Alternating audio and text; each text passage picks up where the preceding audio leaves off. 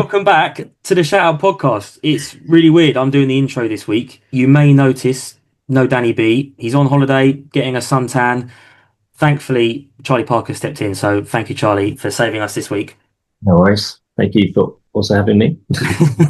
But more importantly, our special guest this week, what I thought I'd do, Dan normally does the intros. I thought I'd make some notes to give you a nice introduction. So we have two-time number one artist in the UK country iTunes charts and BCMA Vocalist of the Year nominee, Georgia Nevada. How are you? Hi, I'm very well. Thank you. How are you? Very good. Yeah. Thank you so much for coming on. No, thanks for having me. We've got a lot to go through. We've got some exclusive announcements. We've got to talk about some singles that have been out this year, another tour to talk about as well. But first of all, I'll hand over to Charlie to run through some quick fire questions. 5 questions, right? So we have 10 questions.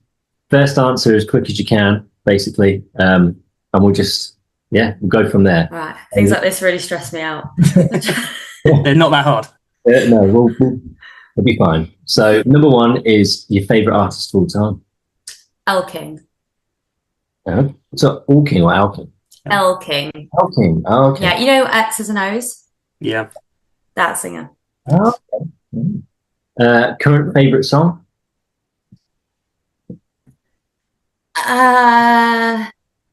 Story by Drake White. Dream venue to play?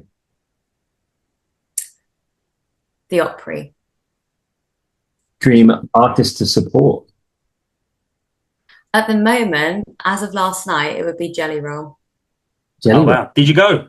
Yeah. Wow. My goodness me. Can you not tell? I'm Nice.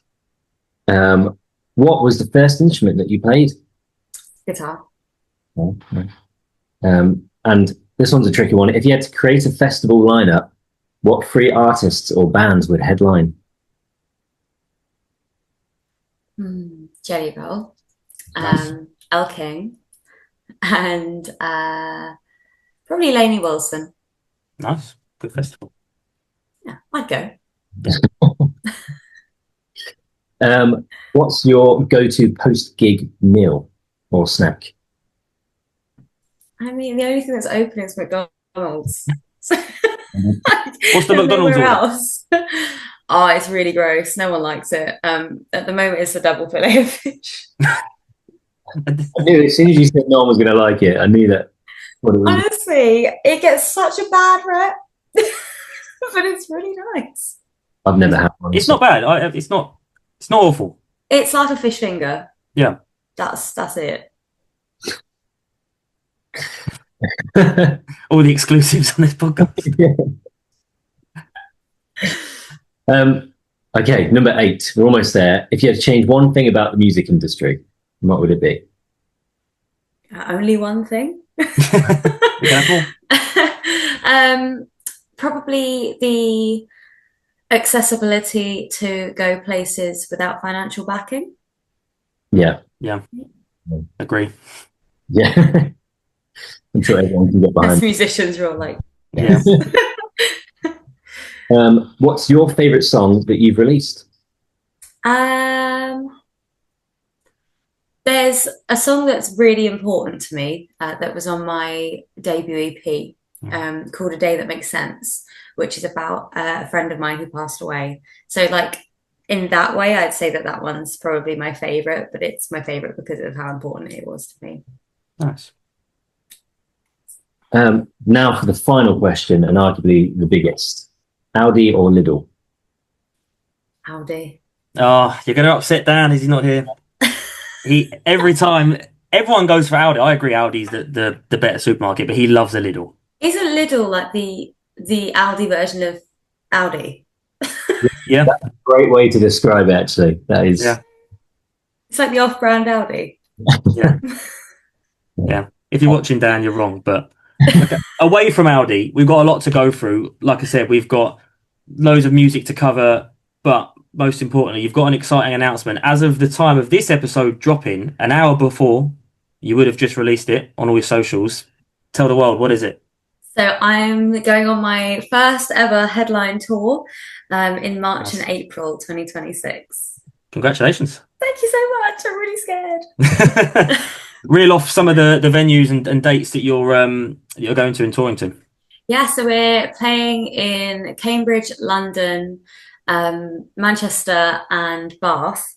Nice. And we're playing sort of Gulliver's in Manchester. We've got a place called the Vaults in Bath, which is like Yep. an underground wine cellar-y vibe. Nice.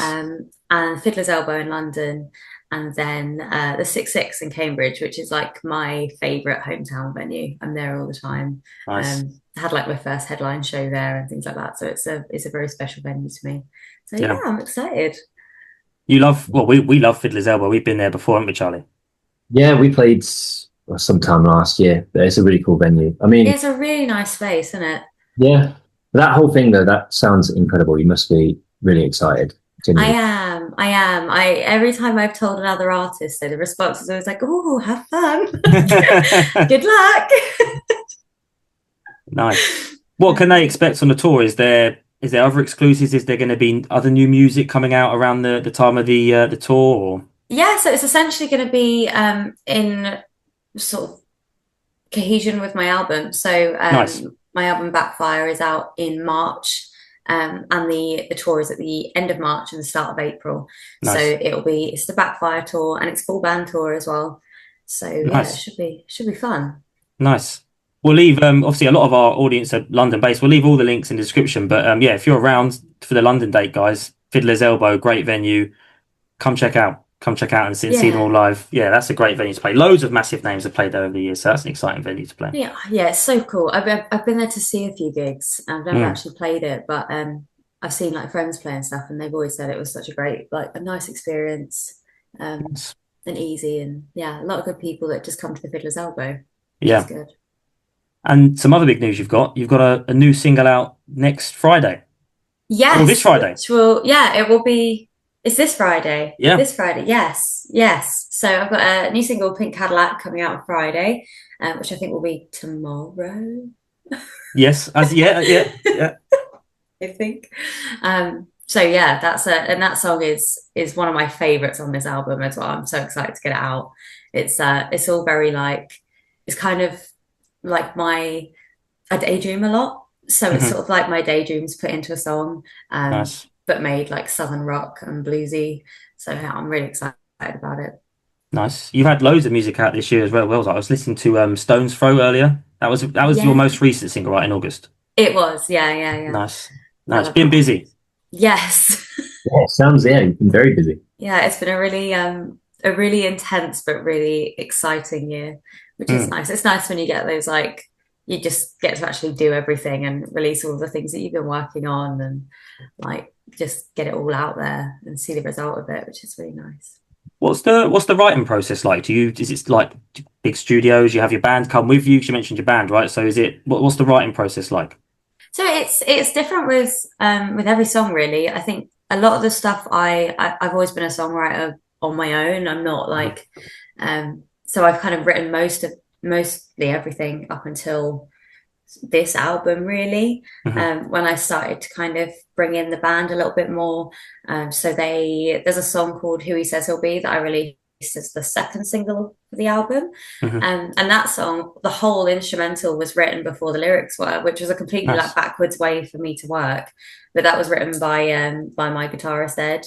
And then I stuck the lyrics to it. And then Pink Cadillac is another one that was a really nice sort of collaborative effort between my old bassist Andy, Ed, my guitarist, my drummer Will, who's also my husband. Like all of us kind of collaborated on that song as well.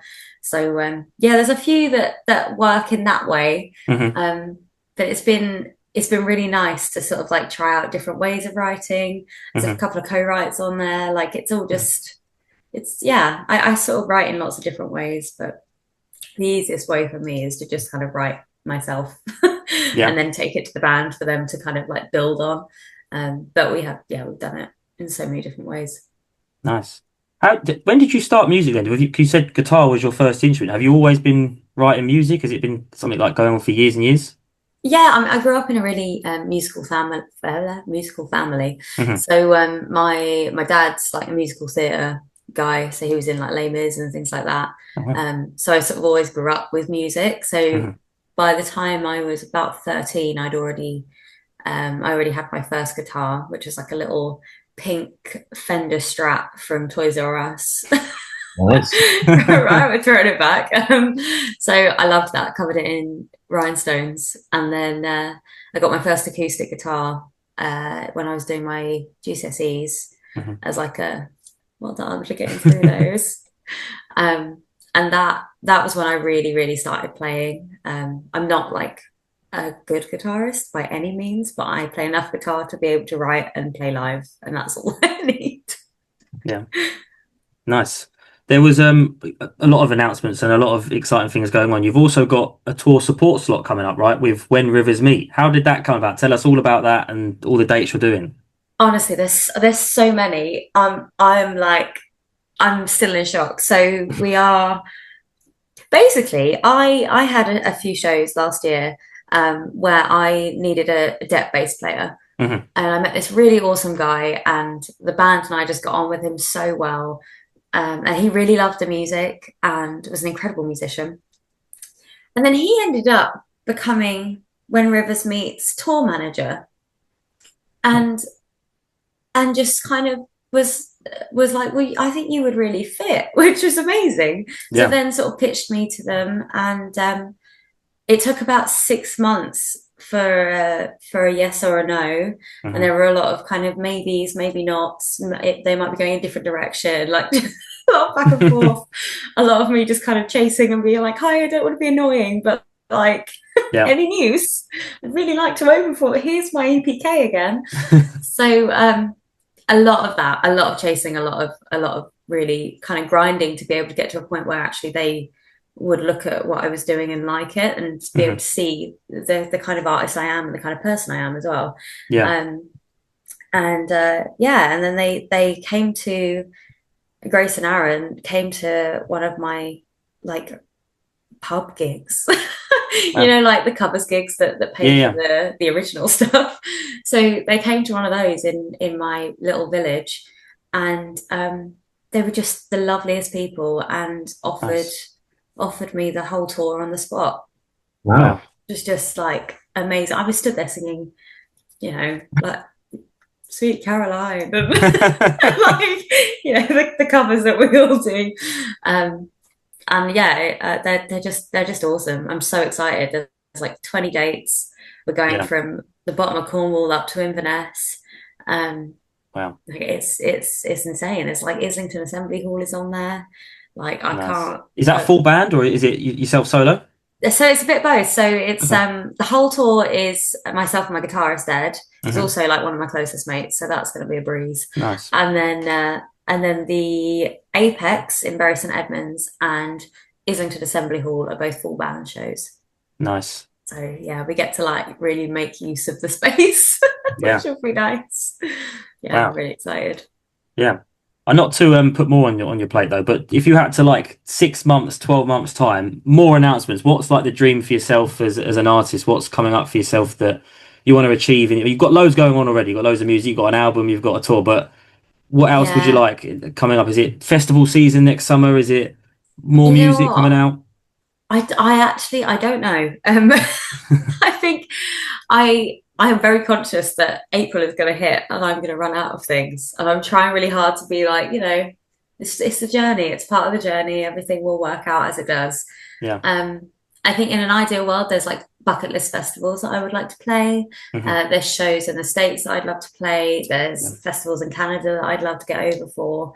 I'd like to kind of travel a bit more to see music as well. So, you know, maybe going over to Nashville to the CMAs and things like that.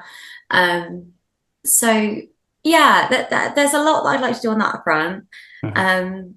There's a lot of stuff that kind of, as an independent artist, I'm sort of feeling like I need help with as well. So I'm sort of getting to the stage of kind of looking around and working out what it is that I would actually need to be able to take things to the next level without losing creative control. So, you know, if I could work that out, that would be great too. Nice. Yeah, there's a few things I'd love to do, but it's just sort of planning them out and not trying to jump on everything at once, but also jumping on everything at once. Nice. And final thing for me before I pass to Charlie for the playlist. If people come to the gig and they come see you live, what can they expect? What's the energy like in the room? What kind of music are they expecting? What can you expect from a Georgia Nevada gig? So I'm kind of like a bit of a fusion of genres. So I'm rooted in country. That's kind Mhm. of where my songwriting lies and everything. But equally, I've been heavily influenced by rock. I'm a huge pop punk fan. I've like there's a lot of other influences in my music. You know, my drummer is a pop punk drummer. My guitarist and bass player are like funk, and they also like metal and like that. It's just a whole smush of stuff Yeah, live, particularly. So yeah, it's kind of like southern rock, blues, very high energy. We're always sweaty. It's always really fun, and there's like big songs, and then me kind of being like, "Thank you so much. I can play the next one now." But no, it's a lot of fun, and I really do hope that people come and they listen to some music that they don't necessarily know, and hopefully enjoy it as well. nice. I'm sure they will. I'll pass over to Charlie now as you've got a playlist to add some songs to. Yeah, so we have the shout out pod playlist where we ask every guest to add 2 songs. One will be one of your own, and then one random song that you're either loving at the moment or means something to you. Okay. We can already add your new single in there that comes out on Friday. We'll do that for free. That'd be awesome. Oh, thank you so much.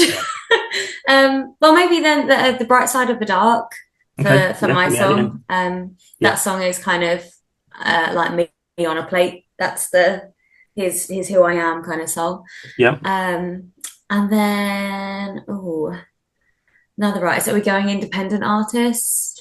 Yeah, it could be someone you want to shout out. It could be independent artist. It could be anyone. Someone you want to see on the podcast. Oh, you know what? Let's go for a Rivers song. So we'll go When Rivers Meet, Addicted to You, because it's the title of their album as well. Yeah, it's a really really cool blues rock track. Perfect. It's going in the playlist. Thank you very much. Oh, thank you. Get it in. For having me. Obviously, yeah, best of luck with the new single. Best of luck on the tour support and massive, best of luck for your tour next year. We'll try and be there. The ticket links when they're out will be in the description as well. So anyone around the area, come check Georgia out and her band. And massive thank you for Charlie for supporting me today. We missed Danny B. He'll be back soon. He'll be back on the next episode with his suntan. Please like, subscribe, share the video, and thank you very much, Georgia, for coming on. Thank you so much for having me.